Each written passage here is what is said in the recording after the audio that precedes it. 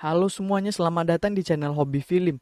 Di video kali ini Mimin akan membahas alur cerita dari series He is Psychometric, di mana film ini menceritakan seorang siswa SMA yang memiliki kemampuan psikometri. Ia bisa membaca memori seseorang atau benda yang telah digunakan manusia dengan cara menyentuhnya, yang akan sangat membantu ketika menyelidiki beberapa kasus. Oke, sebelum lanjut, buat kalian yang belum subscribe, silakan subscribe dan like video ini. Oke, langsung saja kita ke alur ceritanya.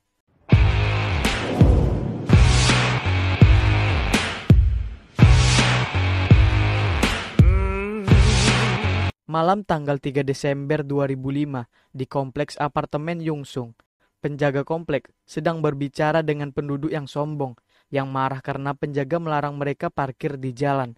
Penjaga mencoba memberitahunya bahwa mobil mereka dapat memblokir keadaan darurat, tetapi penduduk tidak akan mendengarnya, dan dia dipecat di tempat. Sementara itu di dalam, seorang wanita dengan koper bergegas menuju pintu keluar. Dia berbelok di sudut dan panik saat melihat sosok lain. Dia bersembunyi di balik dinding, tampak ketakutan. Di salah satu apartemen, seorang anak laki-laki yang akan kita kenal sebagai Lian mengamuk memberitahu ibunya bahwa dia menginginkan anak anjing untuk ulang tahunnya. Orang tuanya bertanya apakah ada hal lain yang dia inginkan, dan setelah berpikir sejenak, dia menjawab bahwa dia mau saudara kandung. Ibunya yang mendengarnya pun bingung, langsung bangun untuk mencari nomor telepon penampungan hewan. Penduduk sombong dari sebelumnya membuka pintunya untuk seorang pria yang tidak bisa dilihat. Dia mulai bertanya apa yang dia inginkan, dan dia tanpa mengucapkan sepatah kata pun, pria itu menusuknya dan membuatnya jatuh ke lantai. Saat Lian kecil dan orang tuanya dengan gembira berjalan ke lift dalam perjalanan untuk mengambil anak anjing baru, si pembunuh masih berada di apartemen penghuni wanita, meletakkan beberapa mayat di lantai. Anehnya, si pembunuh juga mengeluarkan barang pecah belah dan mengisinya dengan air merah. Dia memotong saluran gas dan menempatkan korek api di microwave sebelum bergegas keluar dari sana. Penghitungan waktu mencapai 0 dan tempat itu terbakar, menelan seluruh lantai tengah dengan asap. Lift keluarga Lee berhenti, dan mereka ngeri mendengar penghuni lain berlari melewati mereka dan keluar dari gedung. Ayah berhasil membuka pintu sedikit, tetapi pintu itu terlalu rendah untuk dipanjat. Seorang siswa sekolah menengah laki-laki datang, dan ayah meraih pergelangan kakinya, memohon padanya untuk setidaknya membantu putranya keluar. Sebelum siswa sekolah menengah itu bisa menjawab, penjaga itu berjongkok dan mengelurkan tangannya untuk mengangkat Lian. Saat dia menarik Lian ke tempat yang aman, kabel lift putus, membuat ayah dan ibu Lian meluncur turun. Lian kecil menangis, dan di luar pemadam kebakaran bergegas ke tempat kejadian. Namun mereka kesulitan mendekati gedung karena semua mobil di jalan. Anak sekolah menengah itu melihat keluar jendela, mengevaluasi keributan di bawah dan bergumam, "Kita tidak bisa menunggu di sini lebih lama." Dia memecahkan jendela dengan hidran dan mengambil An, yang pingsan karena asap. Dia memberi Lian pandangan terakhir, dan kemudian melompat keluar dan jatuh di atas mobil.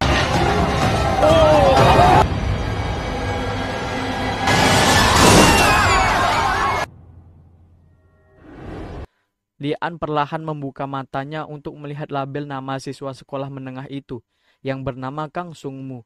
Terlalu lemah untuk bergerak, kedua anak laki-laki itu memejamkan mata.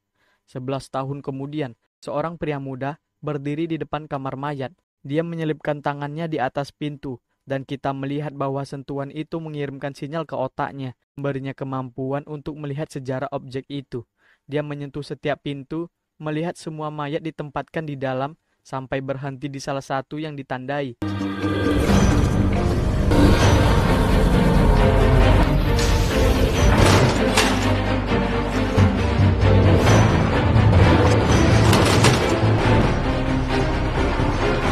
Api rumah perawatan Hanmin. Dia membuka pintu dan melihat ke dalam. Seorang detektif bernama Yoon Ji-soo menuju ke kamar mayat, memberitahu teman dokternya, Hong Sun-yu, bahwa Lian adalah yang terbaik untuk memecahkan kasus. Karena tidak ada bukti di tempat kejadian, dia berharap Lian bisa mencari tahu sebelum seseorang bernama Jaksa Kang tiba. Ji-soo dan Sun-yun bergabung dengan Lian di dalam dan memberitahu dia bahwa sebagian besar mayat di dalam meninggal karena menghirup asap, sementara 3 meninggal karena luka tusuk. Mereka mengeluarkan mayat sehingga Lian dapat memeriksanya lebih lanjut. Dia menutup matanya dan menyentuh masing-masing, tetapi tidak mendapatkan apa-apa selain kenangan kabur dari api.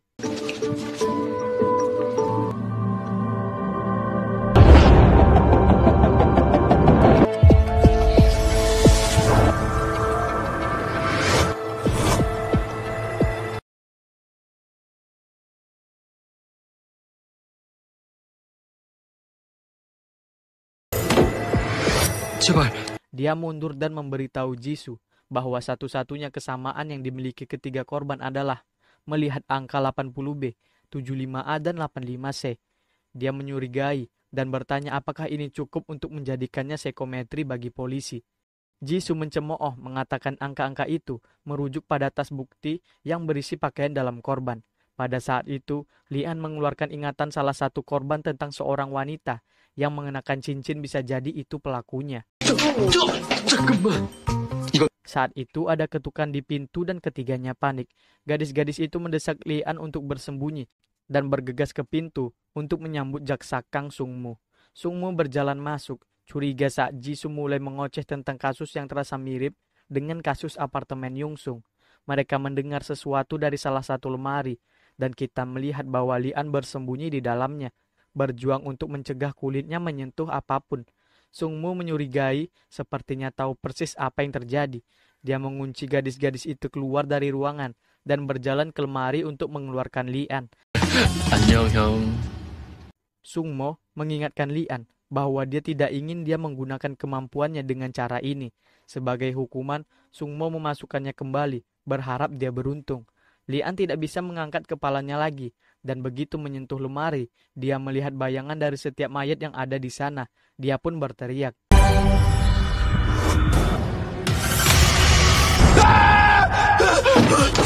Kemudian Sungmo menginterogasi satu-satunya saksi api, seorang agen asuransi yang pergi ke rumah untuk menemukan klien. Dia menangkap seorang wanita yang tertawa gila saat dia menikam teman sekamarnya dan kemudian membakar ruangan itu. Sungmo merasa aneh bahwa saksi butuh waktu lama untuk melaporkan ini, tapi dia mengikuti ceritanya untuk saat ini. Sungmo memberitahu rekan-rekannya dari unit investigasi khusus, termasuk Jisoo, menggunakan apa yang dia kumpulkan dari saksi dan TKP itu sendiri. Tersangka adalah seorang yang depresi yang telah mengancam akan membunuh sebelumnya, dan Sungmo berspekulasi bahwa dia bunuh diri setelah menyalakan api. Kepala polisi Yun Byung-ho memberi selamat kepada Sungmo atas pekerjaan yang dilakukan dengan baik. Seseorang mencatat bahwa mereka sepertinya sudah akrab dan Kepala Yun mengungkapkan bahwa Sungmo berteman baik dengan putrinya Jisoo. Kepala Yun memutuskan bahwa kasusnya cukup ditutup, tapi Jisoo berdiri dan menyatakan ada yang tidak beres. Dia mengatakan bahwa pembunuhan adalah sekelompok wanita, diikuti oleh kebakaran, persis seperti kasus apartemen Yungsung, dan karena tersangka dari kasus itu tidak pernah benar-benar mengaku. Kepala Yun berdiri juga berteriak, apakah kamu mengatakan bahwa ayahmu gagal dalam kasus itu 11 tahun yang lalu? Jisoo berhenti di sana dan merasakan ketegangan. Jaksa menganggap itu sebagai isyarat mereka untuk pergi. Tidak lama kemudian Sungmo melakukan pengarahan publik di televisi yang ditonton oleh seorang gadis. Gadis itu kemudian bergegas menemui bibinya sehingga dia bisa mendapatkan tumpangan di tempat lain. Gadis itu melepas maskernya dan nama gadis itu adalah Yoon Jae-in. Dia memberitahu bibinya bahwa dia menemukan tempat tinggal baru, juga sekolah dan pekerjaan. Jae-in menyuruh bibinya mengantarnya ke toilet umum agar dia bisa berganti seragam sekolah. Tapi saat dia berganti pakaian, dia mendengar seseorang di sebelah dan menemukan lubang intip di dinding. Orang yang mengintipnya pun berlari keluar dari sana dan Jae-in mengejarnya. Di luar, Lian berjalan di sepanjang trotoar, berbicara dengan temannya, dan mengenakan hoodie dan jaket yang mirip dengan yang mengintip Jae-in. Pria itu berlari ke arahnya dan sentuhan membuat Lian melihat ingatan yang mesum. Saat pria itu menghilang, Jae-in berbelok di tikungan dan tentu saja melihat Hudian menganggap dia pelakunya. Lian terus berbicara dengan temannya, berbicara tentang perlunya melihat sesuatu dengan lebih jelas dengan kemampuannya. Tidak tahu bahwa Jae-in mengikutinya dan merekam apa yang dia katakan. Dia akhirnya menghadapi dia, tapi dia tidak tahu apa yang dia bicarakan sampai dia memutar rekaman. Dan di luar konteks, itu benar-benar terdengar seperti dia mengintip seseorang. Dia ingat orang cabul dan dengan tegas menyatakan bahwa bukan dia yang mengintip di toilet. Jae-in berkata bahwa dia tidak pernah mengatakan itu di toilet. Dia tidak bisa menjelaskan dirinya sendiri di sana. Dia mulai memberikan tendangan cepat, tapi dia menangkap kakinya, kemudian melihat ingatannya. Dia melihat seorang gadis kecil jatuh ke tanah. Jae-in dilemparin telur dan adegan terakhir di toilet.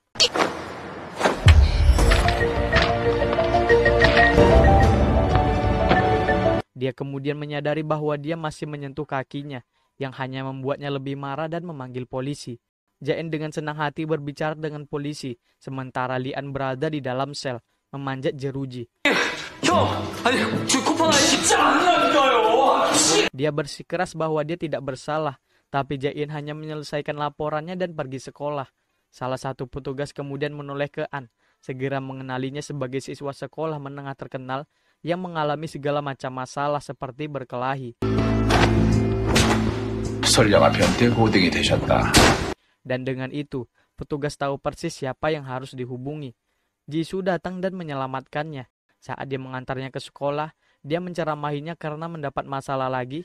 Ketika dia mencoba memanfaatkan kemampuannya dengan baik, dia pergi ke sekolah, melompati pagar dan membuat semua gadis berteriak untuknya.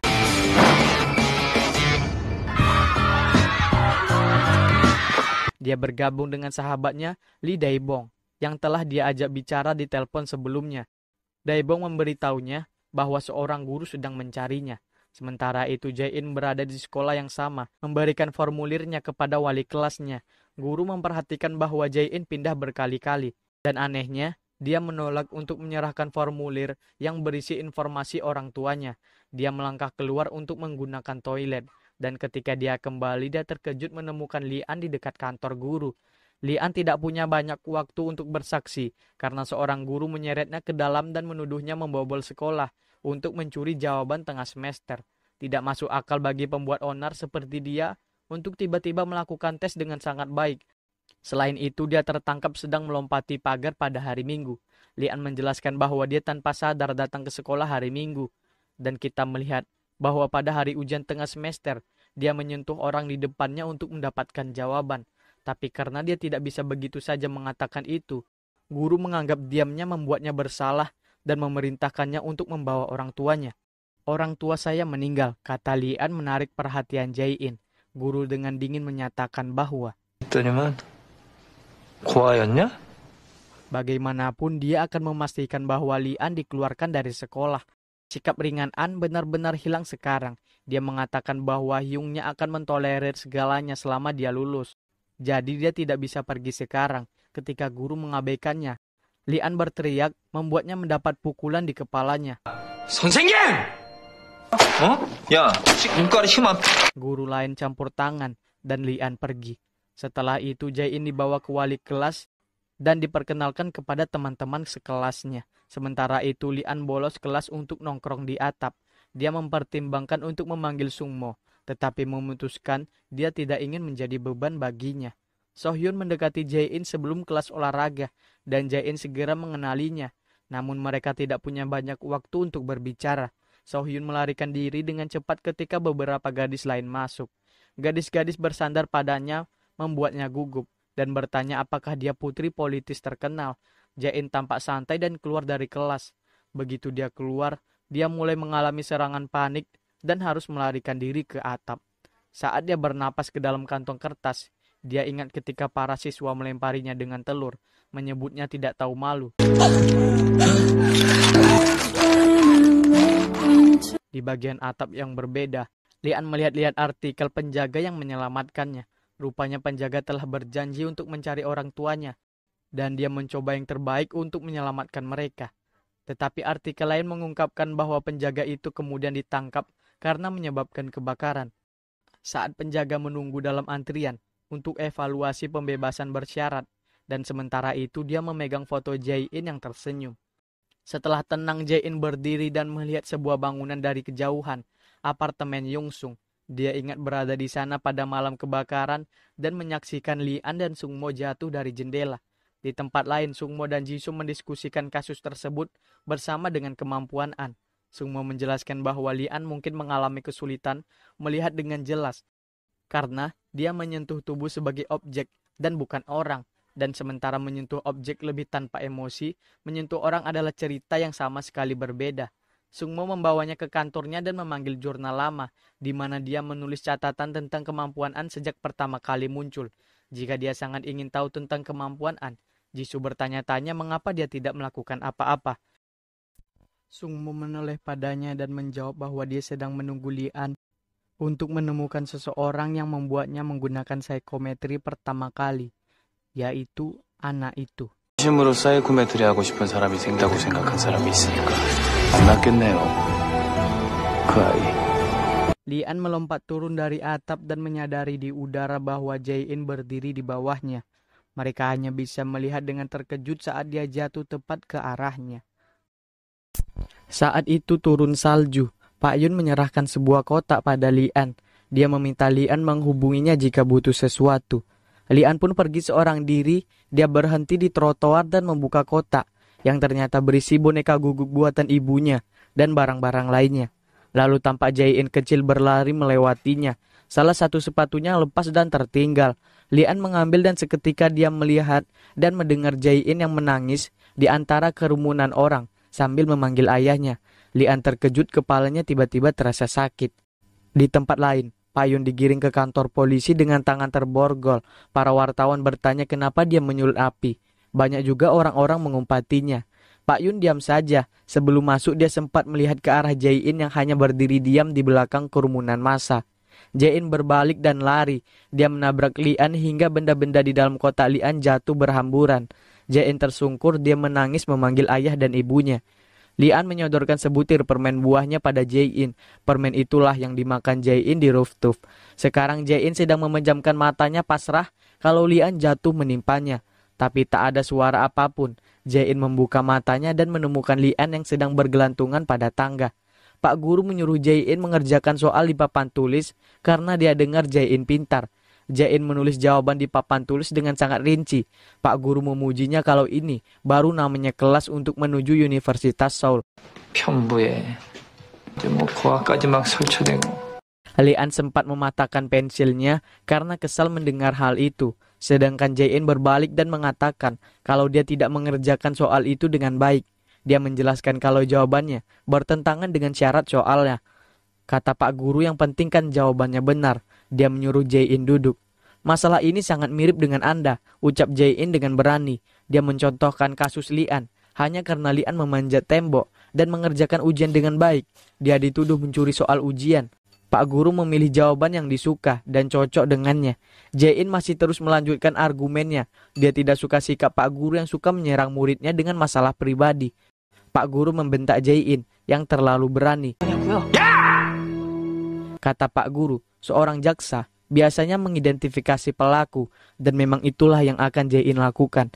Jae-in bilang dia akan menemukan pelakunya. Kalau dia berhasil, dia minta Pak guru meminta maaf atas perlakuannya dan kata-kata yang sangat tidak menyenangkan. Kalau Jae-in gagal, dia akan mengundurkan diri secara sukarela kalau begitu. Pak guru menyuruh Jae-in menemukan pelakunya sampai pada pelajaran matematika besok. Kelas pun bubar. Jae-in menyesali tantangan sendirinya. Dia duduk lesu di kloset kamar mandi. Di luar toilet sudah ada Lian yang menunggu. Jae-in melewatinya begitu saja. Lian berkata kalau dia akan membantu Jae-in dan mengulurkan tangannya untuk memperkenalkan diri. Jae-in mengabaikannya dan ngeloyor pergi. Lian minta mereka jabat tangan saja kalau begitu setelah mereka menangkap pelakunya. Jae-in pulang dan mendapat telepon dari seseorang yang sudah membantunya pindahan. Pelindung Jae-in melakukan semua kerja keras. Dia sudah mengirim uang selama 3 tahun dan kali ini bahkan dia mencarikanku sekolah dan membelikanku rumah. Bagaimana bisa aku membayarnya? Bisakah Anda minta pada pelindungku lagi? Aku ingin bertemu dengannya. Ternyata orang itu sedang bersama Sungmo. Sungmo sendiri sedang asyik menemani anak-anak bermain sepak bola. Malam hari, Lian mengendap-endap masuk ke Sema Dohyeon. Dia berhenti di depan ruangan guru dan menggunakan kemampuan psikometrinya untuk mengetahui kode pintu masuknya. Tapi Lian hanya melihat orang-orang menekan angka 6 dan 2. Lian mencoba menekan angka 6262, tapi ternyata gagal. Dia lalu mencoba melihat tombol angkanya, Saat itulah Jae-in datang. Lian terkejut melihatnya. Jae-in menyuruh Lian minggir, dia memencet beberapa tombol dan pintu berhasil terbuka. Ulang tahun sekolah adalah 2 Juni 2002. Para guru menginginkan kode yang sederhana dan mudah diingat. Mereka berdua pun masuk ke ruangan guru dan menyalakan senter masing-masing. Jisoo masih di kantor dan sibuk memeriksa catatan pegawai rumah sakit perawatan Hanmin. Dia akhirnya menemukan profil pengasuh yang merawat 3 korban kebakaran. Jisoo langsung menelpon Sungmo yang lagi sedang menyetir. Jisoo melaporkan temuannya pengasuh yang bertanggung jawab atas kamar nomor 701, namanya Kang Hisuk. Jae-in memeriksa semua komputer guru, tapi semuanya terkunci kecuali komputer guru etika. Lian duduk di kursi guru gendut. Dia mengawasi Jae-in yang sibuk memeriksa lagi. Setelah yakin Jae-in tidak melihatnya, dia menggunakan kemampuannya dan memegang meja.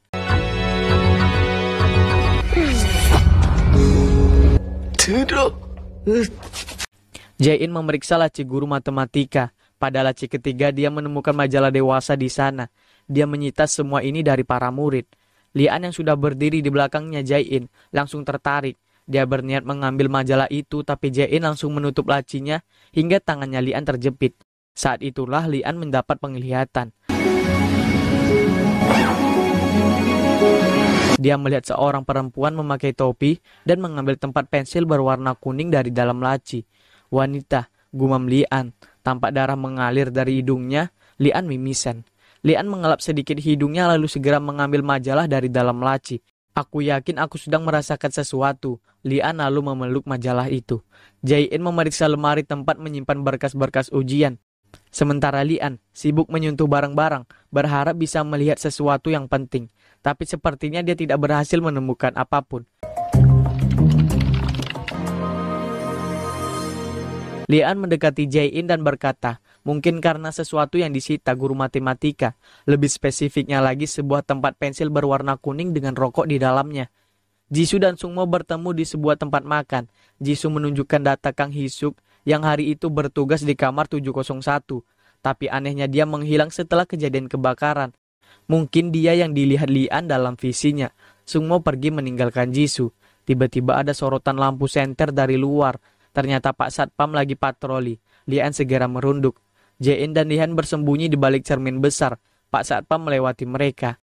Lian melihat sebelah sepatu Jae-in yang keluar dari batas cermin. Dia memberi kode pada Jae-in untuk bergeser. Karena Jae-in diam saja, akhirnya Lian menariknya mendekat.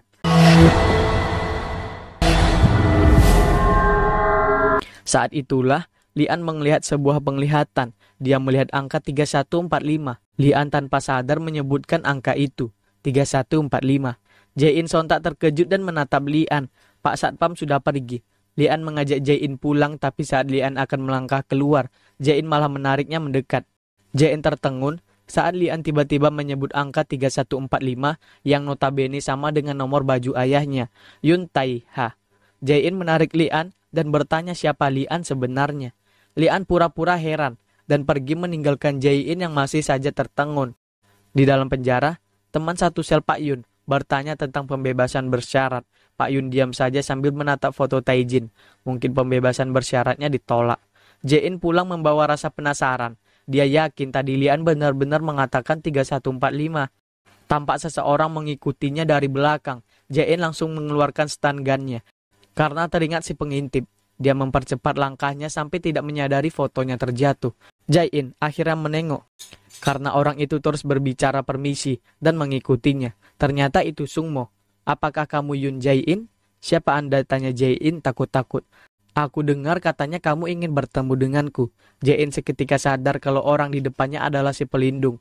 Tapi dia malah tidak sengaja menyalakan stun gun-nya hingga membuat Sungmo tertawa kecil. Mereka akhirnya ngobrol sambil minum di dalam minimarket. Sungmo pulang bersamaan dengan Jae-in yang sampai di rooftop. Jae-in memberi hormat pada Sungmo dari jauh sebelum masuk rumah. Sungmo memandangi rumah Jae-in. Lian keluar membuang sampah ramennya. Hyung, sedang apa kamu di sini? Sungmo tersenyum lalu menyodorkan tangannya, menyuruh Lian untuk membaca. Lian menyentuh kepalan tangan Sungmo, namun dia tidak bisa melihat apa-apa. Dari semua orang yang kukenal, dindingmu yang paling tebal. Sungmo melingkarkan tangannya di leher Lian. Saat itulah tiba-tiba Lian mendapatkan penglihatan. Ini pertama kalinya Lian melihat ingatanmu. Aku melihat seorang wanita. Pagi-pagi sebelum jam matematika dimulai, Jain menginterogasi murid yang mendapat peringkat 1. Kamu menuduhku sebagai pelakunya. Sohyun tampak memperhatikan mereka dari bangkunya. Karena kamu sudah sejauh ini, aku akan memberitahu petunjuk sebagai hadiah. Kamu baru di sini 1 hari, jadi kamu tidak tahu. Tapi akulah satu-satunya yang bisa memperbaiki masalah ini sampai kamu bergabung dengan kami. Anak-anak yang punya nilai tinggi. Dan ternyata semua anak yang merasa benar yang dapat nilai tinggi mereka semua pelakunya. 얼마 전에 오류 문제에 대해서 올렸더라. 됐을까? 홍길동도 아니고. 난 너를 Lian tampak memasang gembok pintu suatu ruangan dan mengganjal pintu dengan alat pel. Menurut Lian, pelakunya ada seorang murid wanita yang memiliki pena merah muda dan menyimpan rokok di dalam tempat pensil kuning. Skenarionya adalah Lian akan menyalakan alarm kebakaran. Nanti mereka akan bertemu lagi di sana. Daebong tidak setuju. Lian pun menekan tombol alarm. Dia lalu bersiap di pintu keluar.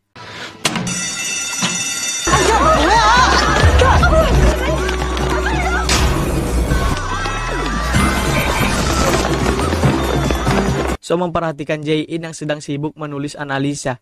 Sohyun menghampiri Jae-in lalu mengajaknya bicara. Anak-anak kembali ke kelas setelah tahu kalau tidak ada kebakaran. Sementara Lian masih merintih dan terbaring di lantai. Lian berdiri dan mengelap hidungnya. Pak guru gendut hendak pergi, tapi Lian menahannya. Lian bertanya siapa yang menyimpan rokok dalam tempat kuning.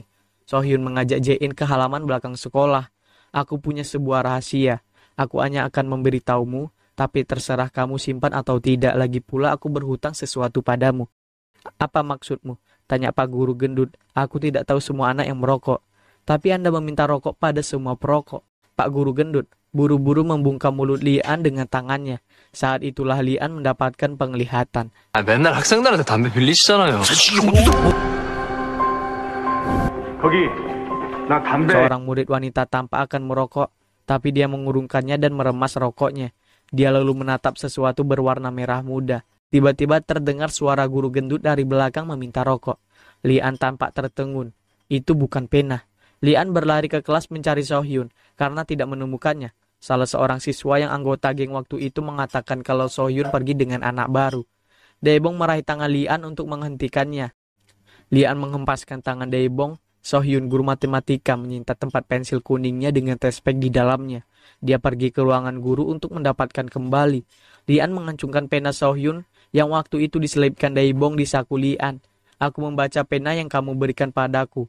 Dari pena itu Lian tahu kalau Sohyun punya tempat pensil kuning. Itu sebabnya dia putus dengan pacarnya, tanya Daebong. Jae-in terkejut saat Sohyun menceritakan yang sebenarnya terjadi. Lian menghampiri Jae-in yang sendirian di halaman belakang sekolah. Dia menanyakan keberadaan Sohyun. Kamu menemukan sesuatu, dan Lian mengajak Jae-in ke kelas. Jae-in melarang Lian mengatakan soal Sohyun pada yang lainnya karena dia tidak ingin Sohyun dikeluarkan dari sekolah. Lian pergi setelah melihat Daebong yang sedang menghajar mantan pacar Sohyun di lapangan. Lian berteriak dari jauh meminta Daebong berhenti. Guru matematika masuk ke kelas. Bangku Jae-in, Lian, dan Daebong masih kosong, tapi beberapa saat kemudian Jae-in masuk dan duduk di bangkunya. Guru matematika berjalan mendekati Jae-in. Perasaan Jae-in mulai tidak enak. Kembali ke kelas. Kamu belajar untuk menjadi jaksa karena ayahmu. Seketika Jae-in yang tadinya menunduk kini mendongakkan kepalanya menatap si guru matematika yang super duper menjengkelkan. Tidak heran nama ayahmu terdengar familiar. Bukankah aku benar, Yun Tae? Jae-in segera berdiri. Dia bilang tidak ada yang mencuri kertas ujian di ruang guru. Tapi gurulah yang melakukannya. Si murid nomor 1 tampak tertegun. Ketua geng wanita terlihat mengeluarkan ponselnya lalu merekam apa yang terjadi secara diam-diam. Jae-in menjelaskan kalau jawaban yang benar ditandai pada lembar jawaban. Dan seseorang menemukan lembar jawaban itu dari laci ketiga meja guru matematika. Ternyata waktu Sohyun mengambil tempat pensil kuningnya, tanpa sengaja dia menjatuhkan lembar jawaban yang sudah ada isinya dari dalam laci. 거기에 이름이 적혀있단 말을 빼먹었네요. 전교 13등 김은수, 2반 전교 14등 안경수, 5반 전교... 안 된다고 했는데 엄마가 Guru matematika masih pura-pura tidak mengerti. Dari kelas mereka ada Ah Kyung-soo yang mendapat peringkat ke-14. Dia yang dicontek Lian. Lian sendiri dapat peringkat ke-15 berkat nyontek. Jae-in terus menyebutkan nama-nama siswa yang terlibat. Guru matematika masih mencoba menyangkal, tapi naas baginya karena Kyung-soo. Si murid pria berkacamata yang dicontek Lian malah mengaku karena ketakutan. Guru matematika bertanya siapa yang masuk ke ruangannya. Ini dia. Lian dan Daebong masuk di waktu yang tepat. Di saat JN kebingungan mau menjawab apa, Daebong menatap Lian bingung. Lian memberinya kode untuk mengaku. 제가 교무실 침입했고요. 선생님 서랍에서 한 레이디 훔치다 잡았습니다. Keesokan harinya berita tentang seorang guru dari SMA Dohyun yang membocorkan soal ujian menyebar di internet. Kepala sekolah pusing 7 keliling. Lian membuka pintu kelas dan hendak keluar, tiba-tiba Jae-in menarik kerah bajunya lalu menyeretnya hingga ke rooftop. Jae-in bertanya bagaimana Lian bisa tahu soal Sohyun dan semua yang terjadi. Lian mengaku kalau dia tahu dari Daebong karena Daebong adalah penguntit Sohyun. Lalu membahas soal angka 3145 lagi.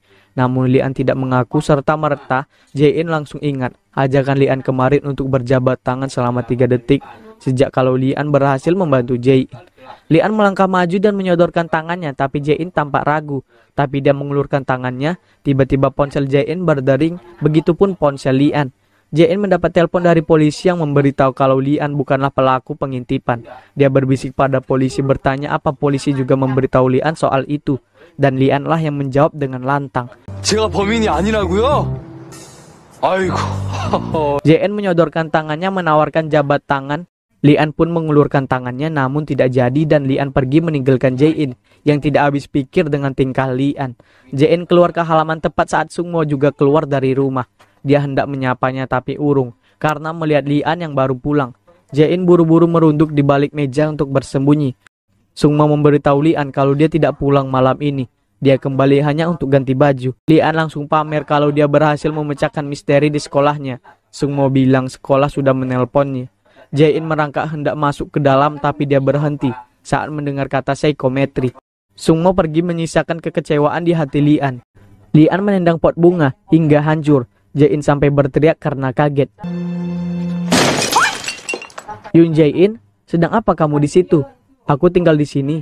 Aku bukannya mau menguping. Lagi pula aku masih tidak yakin dengan apa yang ku dengar. Apapun yang kamu dengar, kamu itu salah dengar. Lian berbalik mau masuk rumah. Dan Jae-in bertanya apakah Lian benar-benar punya kemampuan psikometrik. Jadi begitu caramu mengetahuinya? Tanya Jae-in.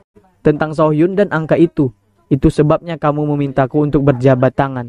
Tidak, jika kamu benar-benar punya kemampuan membaca seseorang, dan jika itulah caramu melihat nomor tahanan ayahku. Lian kaget, maka kamu bukan monster. Lanjut Jae-in, aku akan datang padamu berjabat tangan atau berbuat lebih banyak untuk membacaku. Jae-in tersenyum sementara Lian terlihat bingung. 지금 너한테 달려가서 악수든 모든 게 있거든? 악수든 뭐든? 내가 너한테 갈게.